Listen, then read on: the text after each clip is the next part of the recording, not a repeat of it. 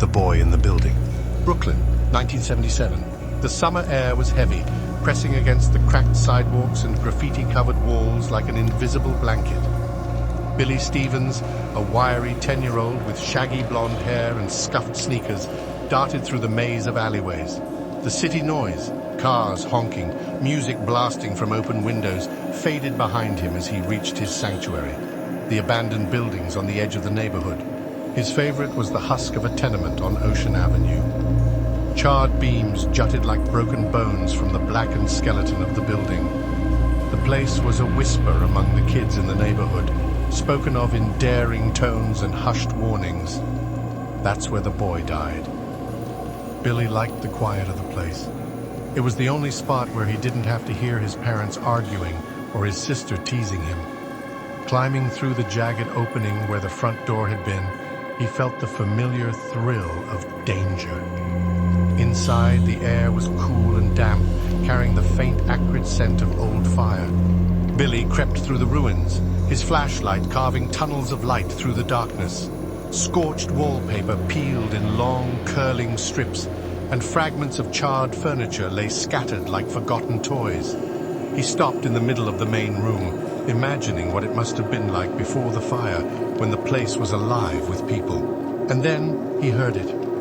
A faint scraping sound like footsteps dragging across the floor above him. Billy froze.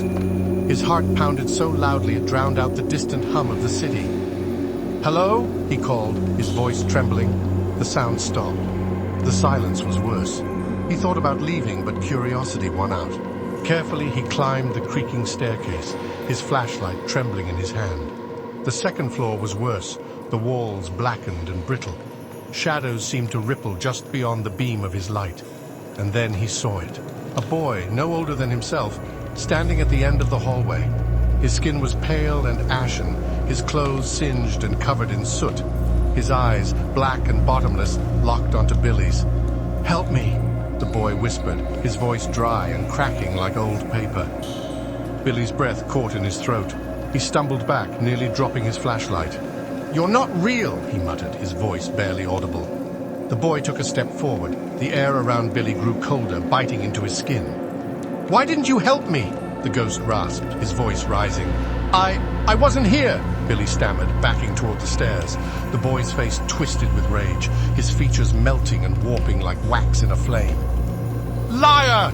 Billy turned and ran, the house alive with the sound of splintering wood and distant screams. He barely noticed the stairs collapsing behind him as he bolted through the doorway and out into the street. At home, Billy was still shaking. His sister, Katie, sat cross-legged on his bed, rolling her eyes. He told her about what he just saw at the old building. "You're making it up," she said, brushing her dark bangs out of her eyes.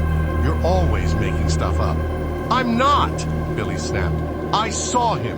He was all burned, and he talked to me." Katie smirked. "Prove it. Take me there." Billy's stomach dropped. "No way. Scaredy cat." "I'm not scared." But he was, terrified in fact. Still, he couldn't let Katie win. That night, armed with a flashlight and a bat, they crept back to the building. The moon hung low in the sky, its pale light casting eerie shadows across the ruins. Inside, the building seemed even darker, the walls pressing in like they were alive. "See?" Katie said, her voice tinged with mockery. "Nothing's here." They searched the rooms, Billy's nerves fraying with every creak of the floorboards. Nothing. No footsteps, no whispers, no ghostly boy. Katie sighed dramatically. "Told you, let's go." As they stepped outside, Billy couldn't resist a glance back at the building. And there he was. The boy stood in the window, his hollow eyes locked on Billy's. Slowly, he raised a hand, beckoning him. Billy's heart leapt into his throat. "Katie, look!" He pointed frantically, but as she turned, the boy vanished. "What is wrong with you?" Katie groaned, but Billy didn't answer. The boy was gone, but Billy could still feel his presence, like a shadow clinging to his back. As they walked away, he knew he would never escape, and the boy in the building would never let him forget. Billy couldn't sleep that night. Every time he closed his eyes, he saw the boy's hollow gaze staring back at him, the way his outstretched hand beckoned from the shattered window. The quiet hum of their Brooklyn apartment offered no comfort. Katie had gone to bed without another word, chalking it all up to Billy's overactive imagination. But Billy knew the boy was real. The following days blurred together in a haze of unease. Billy avoided the corner of Ocean Avenue like it was cursed, crossing the street or taking long detours just to steer clear of the burned-out skeleton of the building. Yet no matter how far he stayed from it, the memory clung to him. At night he would wake in a cold sweat, certain he'd heard faint whispers coming from the fire escape outside his window. Once he could have sworn he saw a shadow flicker across the wall, the faint outline of a boy standing by his closet door before fading into the darkness. Billy told no one, not Katie, not his parents, not even his best friend Tommy. He knew they wouldn't believe him. They'd laugh, call him crazy, or worse, tell him it was just a bad dream. But it wasn't. The years passed, and the city around him changed. The burned-out building was eventually torn down, replaced by a shiny new apartment complex that seemed out of place in the gritty neighborhood.